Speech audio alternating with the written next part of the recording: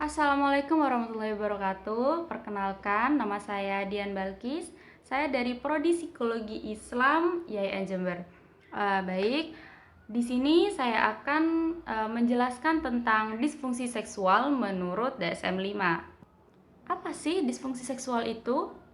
Disfungsi seksual adalah kelompok heterogen gangguan yang ditandai dengan gangguan klinis yang signifikan dalam kemampuan seseorang untuk merespons secara seksual.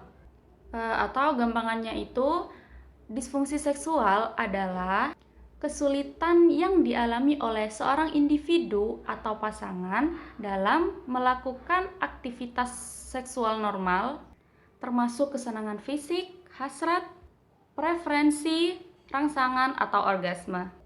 Nah, jika dilihat dari perspektif teori, itu ada dua. Yang pertama, perspektif psikodinamika, dan yang kedua adalah perspektif behavioral dan kognitif.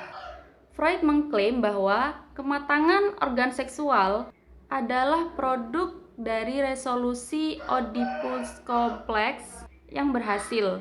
Oleh karena itu, teori psikodinamika klasik ini cenderung dihubungkan pada kedisfungsian seksual, pada masalah Oedipal yang tidak terselesaikan. Nah, sementara dari perspektif behavioral dan kognitif, disfungsi seksual memiliki kefokusan pada peran dari responden awal yang terkondisikan. Pada perasaan seksual terdapat rasa malu, jijik, takut pada penjelajahan, dan terutama kegelisahan di atas batas, yang mungkin semuanya diproses menjadi blok responsivitas seksual. Nah, jika dilihat dari perspektif penanganannya, itu juga ada dua. Yang pertama adalah penafsiran, dan yang kedua adalah pengobatan secara langsung. Penting sekali untuk mengarahkan pengobatan penafsiran yang tepat. Maka dari itu, terapis dapat menemukan faktor utama di balik masalah seksual. Di sini, pasangan akan dites secara biologis, psikologis, interpersonal, dan faktor dari budaya. Kemudian, terapis mendeskripsikan masalah yang timbul.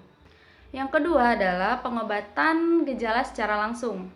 Pada pengobatan ini sendiri, pasangan dicoba kembali untuk mengalami pengalaman rangsangan seksual tanpa perbuatan yang memaksa. Latihan ini disebut latihan pemfokusan sensasi. Latihan pemfokusan sensasi ini tidak hanya dilakukan oleh pasangan untuk mengulangi respon alami seksual tanpa mengalami kegelisahan, tetapi juga untuk menambah komunikasi mereka. Nah, kemudian dalam disfungsi seksual ini terdapat beberapa disfungsi-disfungsi yang lainnya, yaitu seperti ejakulasi tertunda, gangguan orgasme wanita, gangguan gairah, gangguan penetrasi, gangguan hasrat seksual hipoaktif laki-laki, ejakulasi dini, dan gangguan ereksi. Nah, yang pertama adalah ejakulasi tertunda. Ejakulasi tertunda adalah kondisi di mana dibutuhkan waktu stimulasi seksual lebih lama untuk seorang pria agar dia dapat melakukan orgasme secara sempurna.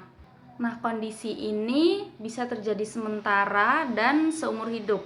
Nah, kalau yang sementara itu hanya terjadi pada saat-saat tertentu, sementara yang seumur hidup itu terjadi ketika seorang pria sudah mencapai kematangan seksual. Yang kedua adalah gangguan orgasme wanita. Gangguan orgasme wanita ini adalah ketidakmampuan seorang wanita untuk mencapai sebuah orgasme meskipun ia memiliki gairah yang cukup. Yang ketiga adalah gangguan gairah pada wanita. Gangguan gairah pada wanita adalah gangguan yang ditandai dengan ketidakmampuan secara persisten atau berulang untuk mencapai gairah seksual atau mempertahankan gairah seksual sampai selesainya aktivitas seksual. Gangguan ini biasanya dipengaruhi oleh beberapa faktor seperti kondisi fisik, seperti faktor emosional, gaya hidup, pengalaman, serta hubungan yang tengah ia jalani. Selanjutnya, gangguan penetrasi. Gangguan ini terjadi pada wanita di mana ia merasa nyeri saat melakukan hubungan seksual. Kondisi ini bisa disebabkan karena beberapa hal seperti vaginismus, vagina kering, dan otot-otot vagina yang kaku. Kemudian yang kelima ada gangguan hasrat seksual hipoaktif pada laki-laki. Gangguan ini ditandai dengan kurangnya atau tidak adanya fantasi seksual dan hasrat untuk melakukan aktivitas seksual. Nah, dalam kondisi ini biasanya seorang pria itu memiliki keinginan seksual yang lebih rendah daripada pasangannya. Kemudian yang selanjutnya adalah ejakulasi dini.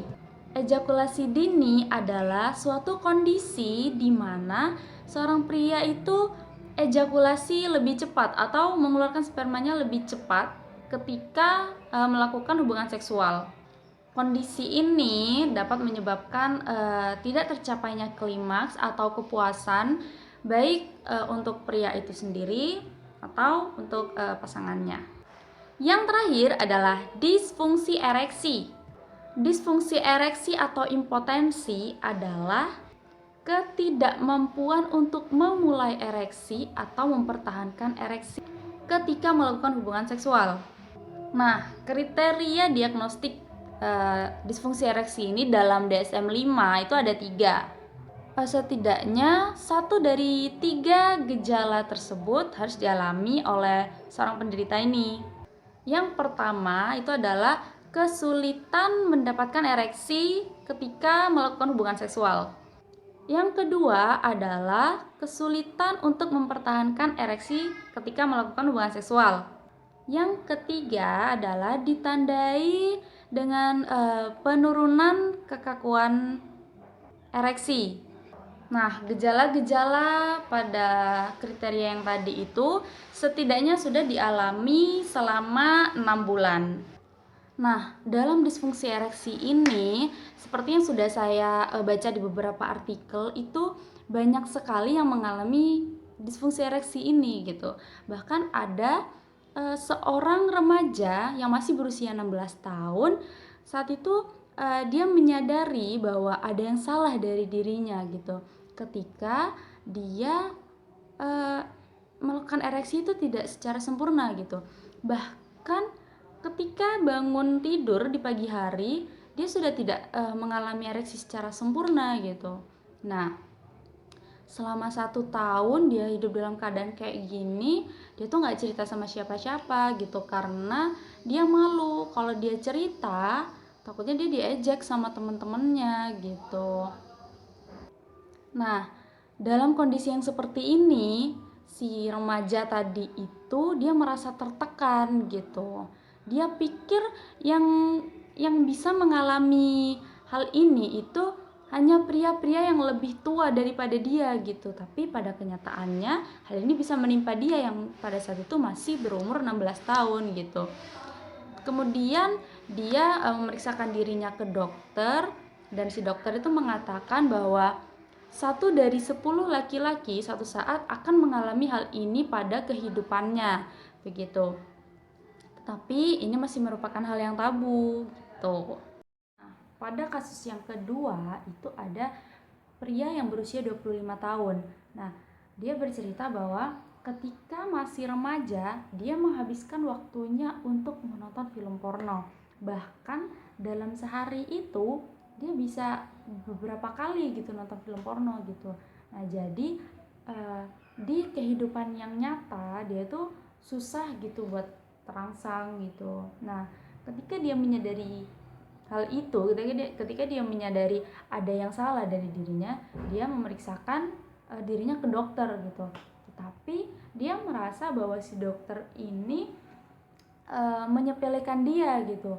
dokternya nih katanya bilang kalau dia tuh keseringan masturbasi gitu, makanya jadi disfungsi ereksi, jadi impotensi kayak gitu katanya. Nah itu bikin dia kesel gitu, akhirnya dia berhenti, udah nggak konsultasi lagi gitu.